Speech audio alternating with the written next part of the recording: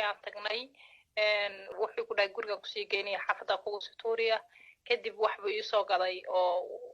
dadka maaragtay ku sarqaamayo oo miirku ka tagayo isoo gaday cabitaan buu ii soo gaday animaan ogeyn inuu wax ku soo darayo in kale kadib marka cabitaanka aan cabay baa igu dambeysay inaan miir dhawn bay igu dambeysay kadib wuxuu keenay xaafadiisa markuu xaafadiisa keenay wuxuu iga duubay filin anigoo maaragtay aan hayn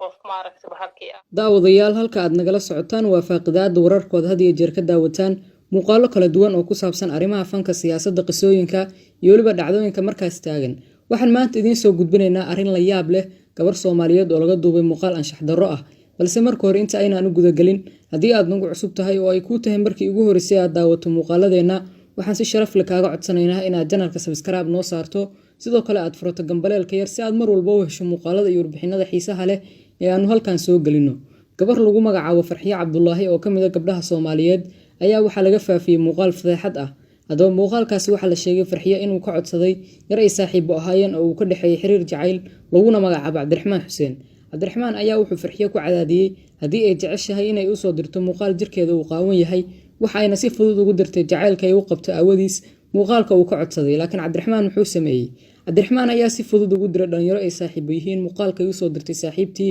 muuqaalkan ayaa saacadihii ugu dambeeyay waxa la wareejinayay baraha bulshada gaar ahaan Facebook iyo WhatsApp iyo waliba meelaha kale ee dadku ku wada xiriiraan waxaana muuqaalka ka dhex muuqda gabadha lagu magacaabo Farxiyo oo gabi ahaanba jirkeedu uu qaawan yahay waxaana arrintaasi si weyn uga carooday familka Farxiyo waxayna taasi keentay in waalidkeeda hadda uu cadaadis saaro gabadha masaakiinta ee wiilka ay jeceshahay u dirtay muuqaalka waxaana arrintaasi ay ku dhacday fudeed aysan Farxiyo ka fiirsan qofka ay u dirayso muuqaalkeeda laakiin muddooyinkii ugu dambeeyay dhalinyarada Soomaalida ee wiilasha ah waxay sameynayeen inay si sahlan gabadhaha uga qaadaan muuqaalo aysan raalli ka ahayn iyo kuwa ay raalli ka yihiinba dadbina si sahlan ay ugu faafinayeen baraha bulshada waxaad arkaysaa gabdho badan oo ka cabanaya dhacdooyinka noocan oo kale ah waxa laga yaabaa